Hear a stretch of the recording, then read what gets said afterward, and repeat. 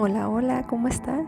Mi nombre es Marisol y agradezco me acompañen hoy para platicar de distintos temas como ciencia espiritual, alquimia y esotérica en general. Estoy muy feliz que me acompañen. Hoy hablaremos en particular sobre el hermetismo. Es un tema que tiene distintos enfoques y se ha tratado en la filosofía, escuelas místicas, esotéricas, pero tiene un trasfondo que es importante poder comprenderlo para temas futuros que estaremos tocando aquí en el canal. Para iniciar, considero que es importante entender qué o por qué se llama hermetismo. Está ligado a un personaje, Hermes Trismegisto, como lo nombraron en la antigüedad, el 3 veces grandes. Pero, ¿quién es Hermes? En general es descrito como un filósofo, mago, alquimista, y todo esto lo describe muy bien. Hermes indica o desarrolla una conciencia en general. ¿Por qué? Porque está ligado a Thoth el Atlante, el que vivió en épocas de Atlantis o de Egipto y que canalizó distintos materiales. Uno de ellos es el tarot, que es un oráculo en el mundo místico, esotérico, sutil, pero también es visto como un manual de arquetipos de conciencia que describen el viaje que tenemos todos a través de nuestras vidas. Thoth no es la única figura ligada a Hermes. También en sus tiempos y en varios escritos está ligado o es conocido como Hermes Mercurio. Es importante tener claro cómo es que funcionan los arquetipos y por qué están ligados a una sola persona. Esto es porque se toman en distintas encarnaciones. Pero bueno, más adelante hablaremos de quién es Thoth y el arquetipo de Mercurio. A él lo consideran un alquimista. En perspectiva propia, me gustaría nombrarlo como un alquimista espiritual. Este arquetipo del mago, conciencia de Thoth y Mercurio, que dejó sus conocimientos en las escuelas místicas de la época y abarcaban distintas áreas, desde las matemáticas, la geometría, cómo describió la armonía de las esferas al hablar en este campo, la teoría de los ciclos y las edades del mundo en sus escritos de Corpus Hermético. Sin embargo, esto no es lo único que él describió o dejó. También se le atribuyen el Kybalión y la tabla esmeralda, que describe justo a Thoth el Atlante y marca las eras que ha vivido la Tierra en general, como Atlantis, la caída de conciencia, Lemuria y conceptos muy simbólicos que describen arquetipos y misterios esotéricos que tienen que ser comprendidos en lo sutil.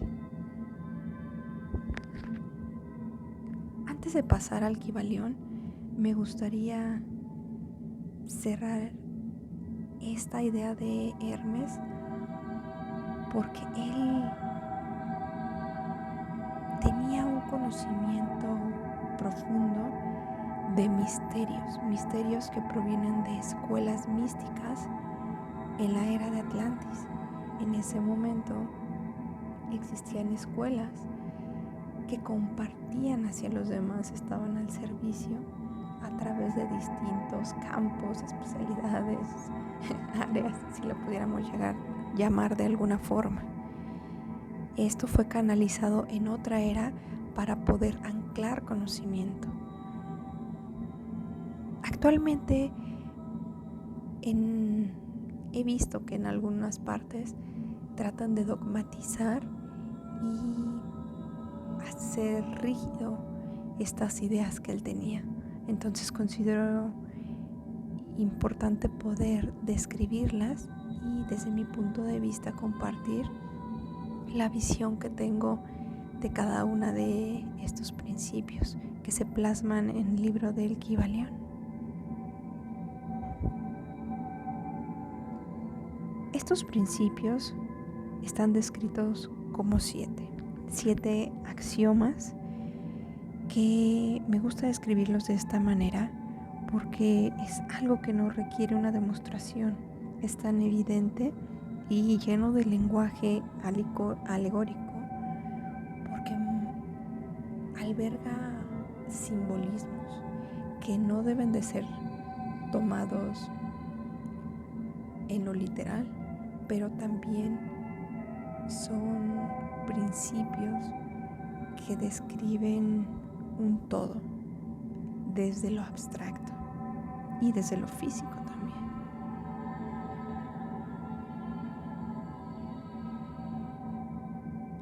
Para entrar ya más a detalle, el principio con el que inicia es el mentalismo. Todo es mente, es el primer impulso. Esto a mí me gusta visualizarlo como el primer impulso de conciencia primordial. Desde la física lo pudiéramos entender como la singularidad y en la metafísica como la fuente o Dios. Este primer impulso es la manifestación material del universo en lo sutil y la experimentación misma del cosmos. Se refiere a la mente como la entidad que crea y concibe una realidad para experimentarla. Un ejemplo de esto pudiera ser ese primer impulso cósmico, como el Big Bang desde la física, y también la fuente, la singularidad. Pero es esta gran pregunta lo que permitió que ese impulso de conciencia existiera. ¿Quién soy? Dando origen a todo y a nada. La conciencia comenzó a experimentarse a sí misma a través de las densidades de conciencia. El segundo principio, la correspondencia, está ligado mucho a la frase de como es arriba es abajo. Que habla sobre la reciprocidad de los mundos internos y externos. Si entramos a más detalle, nos permite comprender que todo tiene su representación o relación en ambos sentidos. Los mundos internos y externos, lo sutil y lo material, lo físico y lo metafísico, lo consciente y lo inconsciente. Implicaría una visión de que nada es absoluto. El siguiente principio, la vibración, es el tercero de ellos e indica que todo está en constante movimiento, todo vibra. Existe cada cosa en el universo en estados vibratorios. El cosmos en sí está configurado de esta manera, a través de ondas, frecuencias y vibración. Todo está en movimiento y en expansión. Lo podemos ver a través de lo físico, descrito por la ciencia, la física cuántica, la mecánica cuántica, y en lo metafísico, a través de lo etérico, de lo sutil. La codificación o patrón del cosmos es a través de ondas de frecuencia. Estas frecuencias vibratorias dan como resultado la manifestación de la materia. Un ejemplo pudiera ser los átomos. Estos están llenos de vibraciones y frecuencias que permiten un balance simbiótico y a su vez una manifestación física. La geometría sagrada, por ejemplo, describe a través de patrones y de formas cómo es que se configura el universo. Nosotros en esta densidad lo percibimos a través de la materia. Sin embargo, en densidades más altas, donde todo se vuelve más sutil y abstracto, se visualiza como formas que tienen por principio de entropía esa figura para representar algo en sí. El cuarto principio, la polaridad, nos habla de que todo tiene dos polos opuestos, de la misma naturaleza, pero en diferente grado. Aquí yo lo describo como que todo en el cosmos tiene su opuesto, porque se puede visualizar en lo femenino y lo masculino. Es importante, o me gustaría aquí hacer como un paréntesis, que no me refiero a femenino y masculino como hombre o mujer. Este sentido de dualidad que conocemos aquí en esta densidad, en esta conciencia, se refiere a características que adquieren polaridades de creación en el cosmos. La polaridad femenina carga con la energía sutil, ligado a la intuición, a originar, a dar materialidad a las cosas. Y la polaridad masculina es la energía de los patrones, el orden, la estructura, el balance de las cosas. En el universo todo carga con estas dos polaridades. Para poder materializar o crear algo en lo sutil o en lo físico, se requiere un balance de esto. En algunas culturas lo describen como el baile de Shiva y Shakti, algunas otras lo ven como el yin y el yang. En sí se requiere, independientemente de la densidad en donde nos encontremos, que esto esté en simbiosis para poder materializar algo. Me gustaría poner algunos ejemplos como el calor y el frío, la luz y la sombra, alto, bajo, en cuestiones electromagnéticas, lo positivo y lo negativo. Esto sería una paradoja para entender que nada es absoluto y radica en ambos grados opuestos, pero dentro de una misma naturaleza. El siguiente principio es el ritmo. Este describe que todo en el universo tiene avances y retrocesos, ascensión y caídas. En general todo se representa a través de los ciclos. Hay ciclos en todo. Lo podemos ver en todos los planos de conciencia, en el plano mental, material, emocional.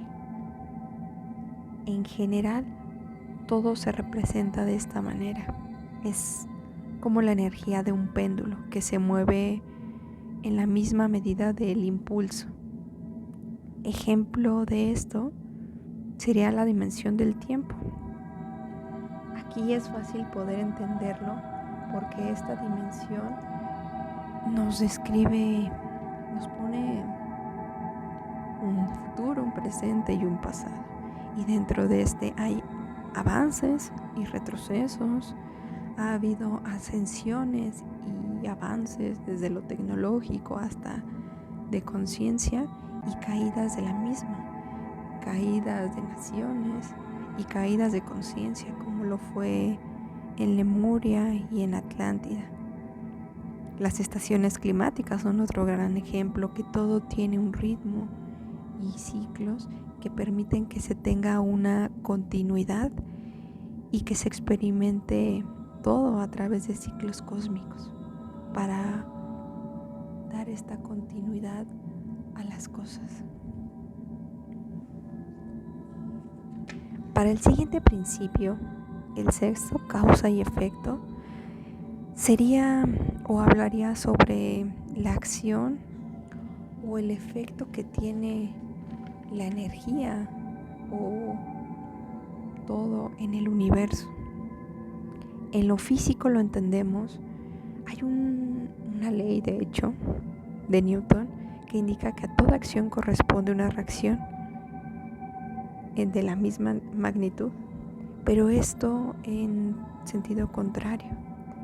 En lo sutil se pudiera entender como una emisión, un impulso, porque eventualmente cada cosa que sucede se genera en el universo y eventualmente eso nos alcanzará. Lo podemos ver en alguna acción, un pensamiento, la misma energía.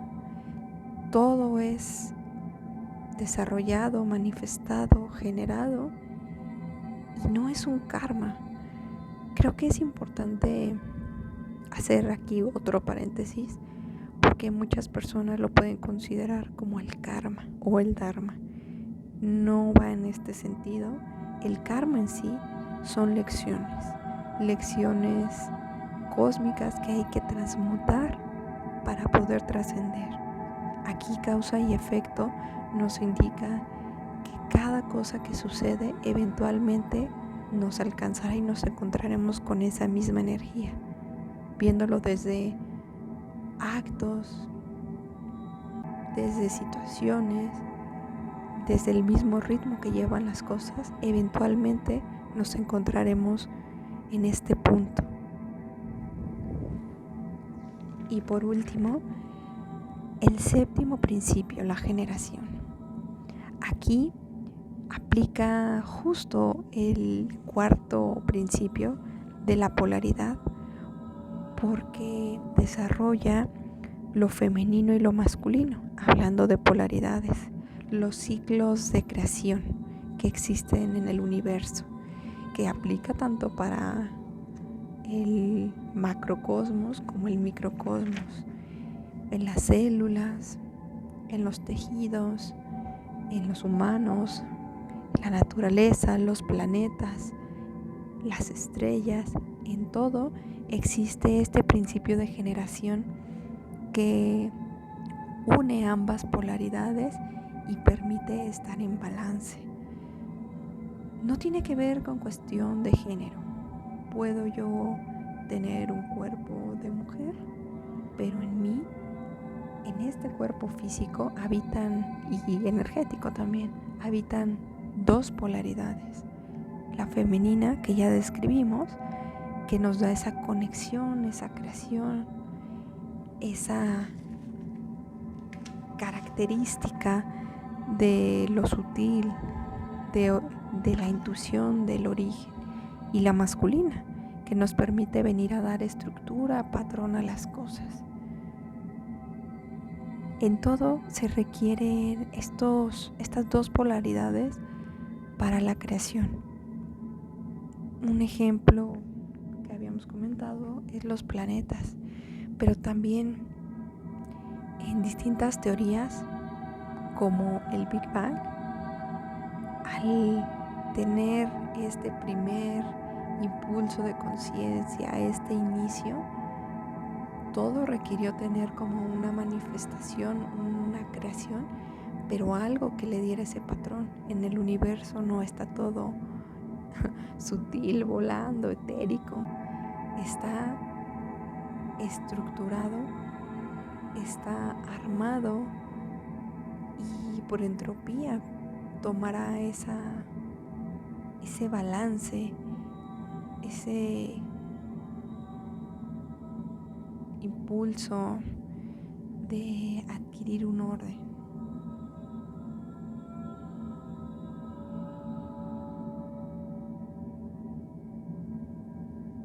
Bueno, y a manera de resumen, me gustaría comentar que el hermetismo en general ha sido un poco distorsionado por la cultura ocultista o esotérica, que visualiza esto como dogmas, que lo ve desde lo literal. Y recordemos, para cerrar, que todos estos principios fueron expuestos, canalizados y recordados por un maestro alquímico. Él era un alquimista espiritual, pero no está alejado la ciencia y lo espiritual.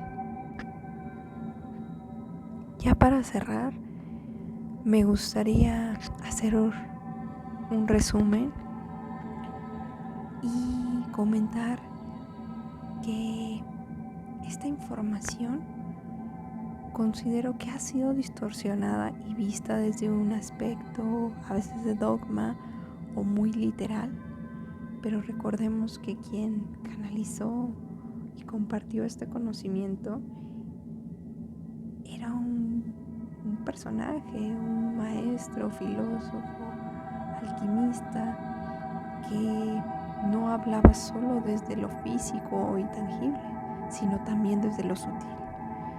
Y esto nos dio o nos recordó mucha información que se encuentra ofuscada para volver a conectar con esa esencia. Esto son principios que aplican en cualquier densidad. En esta tercera, cuarta densidad donde nos encontramos, hasta densidades superiores o densidades de otros tipos de conciencia. Pero la cultura actual ha transgiversado un poco esta información. Agradezco que me hayan acompañado el día de hoy y próximamente estaré subiendo videos muy específicos sobre cada uno de estos principios que nos permitirán ir más profundo, y en materiales que estaré subiendo más adelante, entenderlos desde estos conceptos. Agradezco que estén conmigo. Buenas noches.